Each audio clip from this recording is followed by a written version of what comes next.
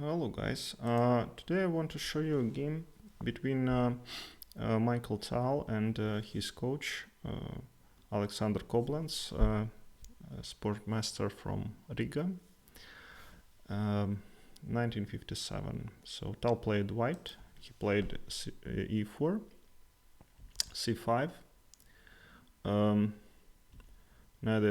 d6, d4, takes, Rf6 Nc3,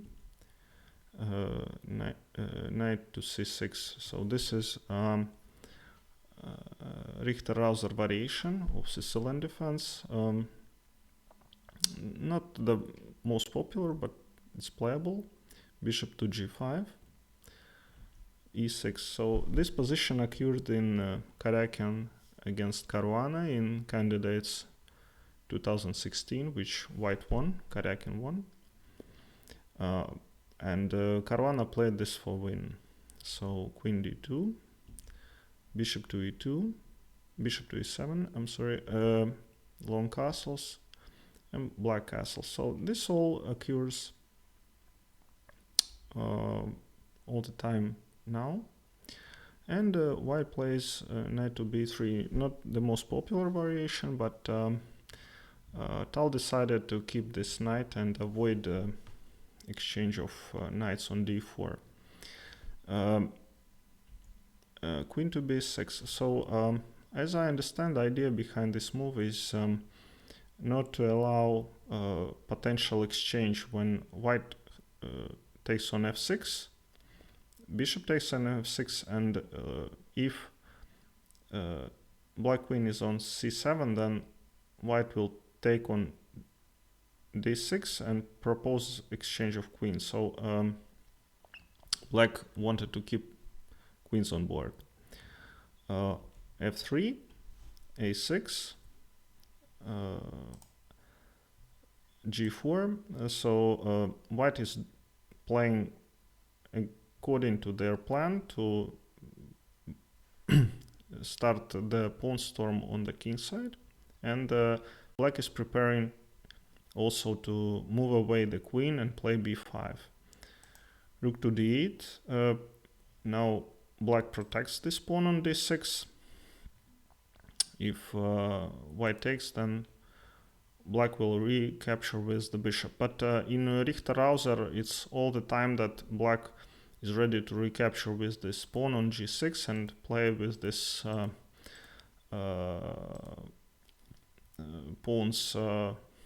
pawn wall in the center. Sometimes king also goes to e7. So the position is of course very sharp.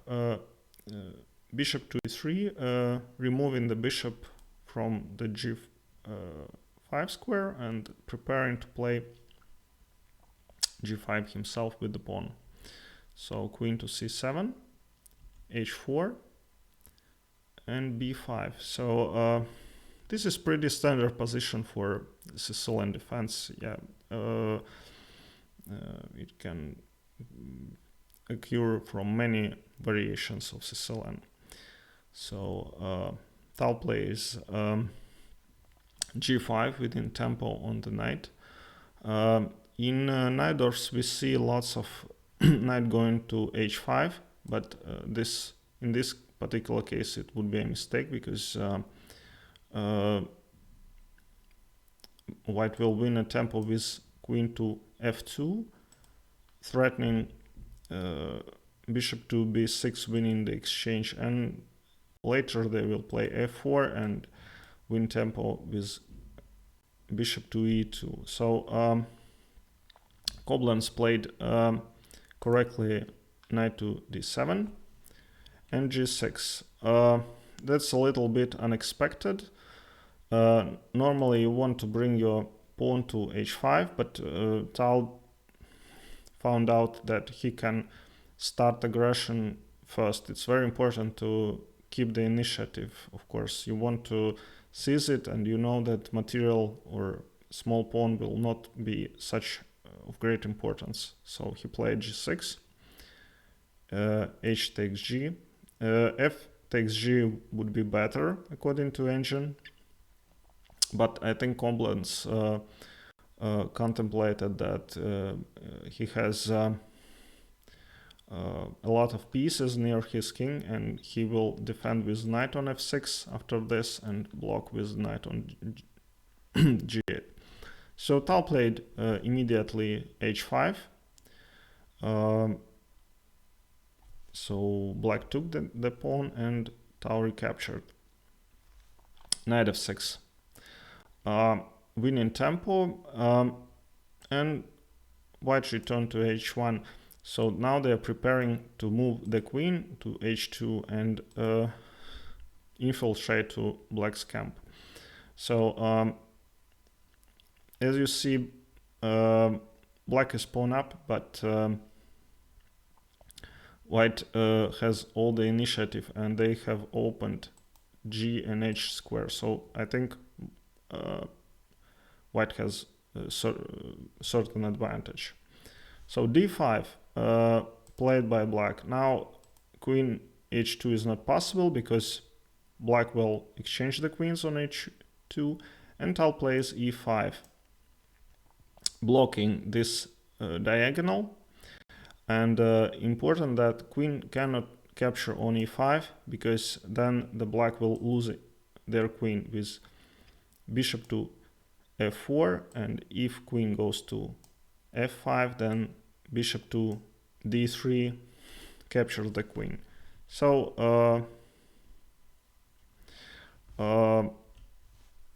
black took the pawn on e5, and Tal played bishop to f4.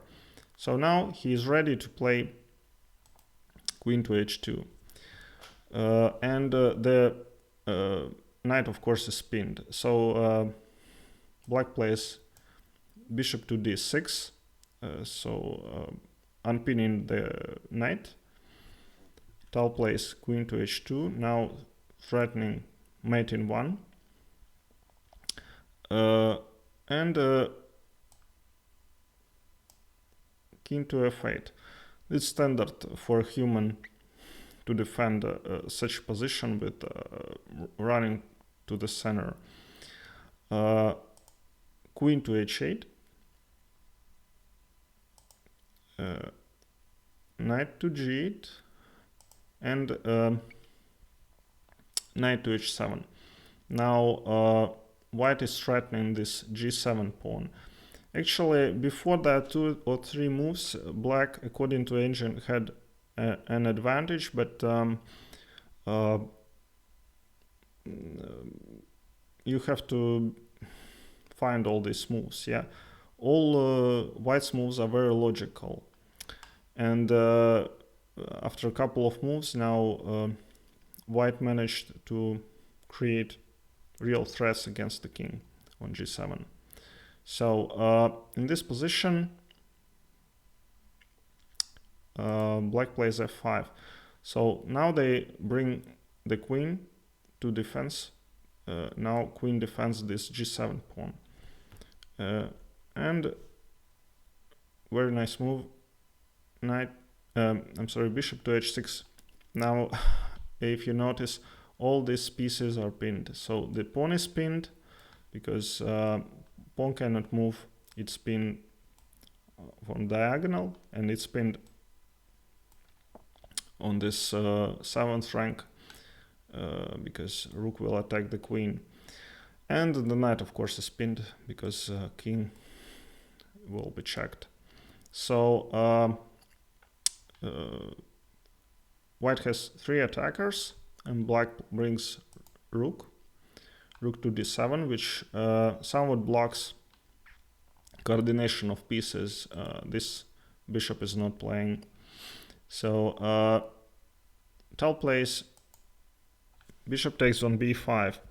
Now, if black takes the bishop, then white will recapture with the bishop and then threaten the queen and taking the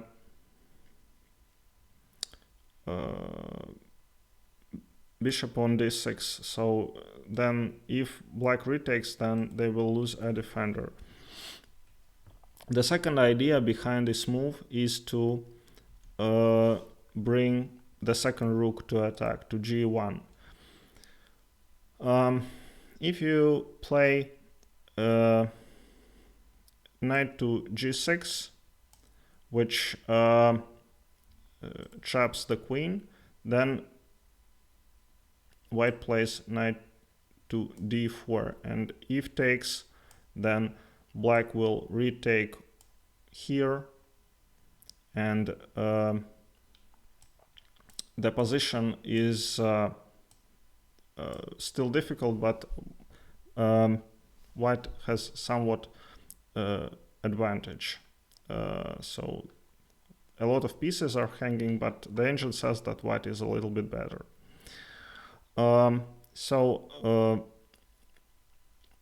After bishop takes b5, black played rook to f7, and Tal plays rook to g1. Now he takes this square from the knight, and he threatens to take on g7. Black plays rook to a7.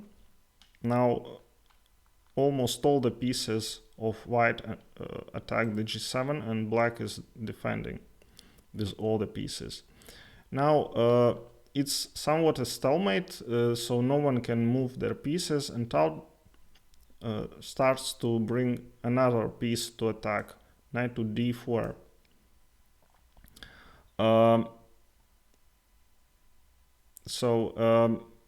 This bishop cannot be taken because black will recapture with the knight and then take one of these pieces. Knight to g4. This is actually one of the engine moves. So black blocks this rook from attacking on g7. Tal takes, and black plays bishop to e7. He somewhat defends this g7 pawn with the bishop, and secondly he starts to threaten these knights. If one of he can take the one knight, and he can take the on c3 and then recapture with queen, and so show that the white's king is also somewhat vulnerable. Tal plays knight to c6. He takes, and bishop to e3. Now he attacks with bishop and knight the rook on a7. d4, this is the engine move by black. The second idea of this move was to give check on c5, and so if king walks to e8, then white will take the knight on g8. So d4, rook, g to h1, again with the threat to take the bishop, take the knight and give mate on h8. Rook to d7, freeing this square for the king.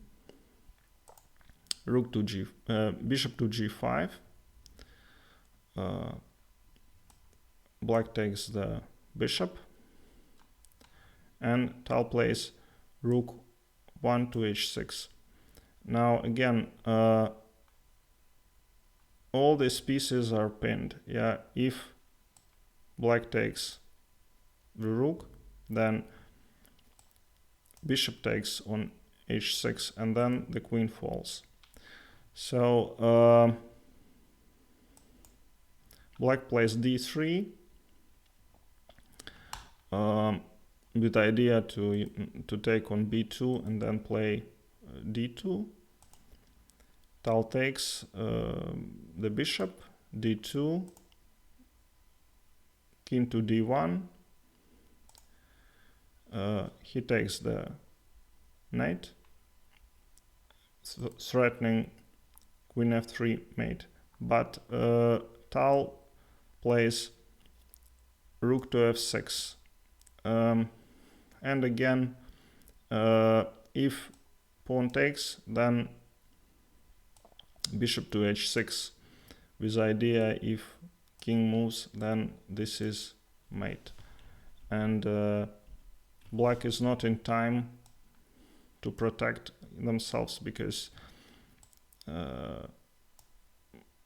bishop will take the rook with check, and he has either the discovery or let's say if he goes here, then bishop h6 again, black king is trapped. If he goes to e8, then queen takes g7 is made. So after rook takes f6 and black defended with rook on f7, queen takes g7, Tal wins, because again with the spins he cannot take the queen, he cannot take the rook, and black resigned. All right, thank you.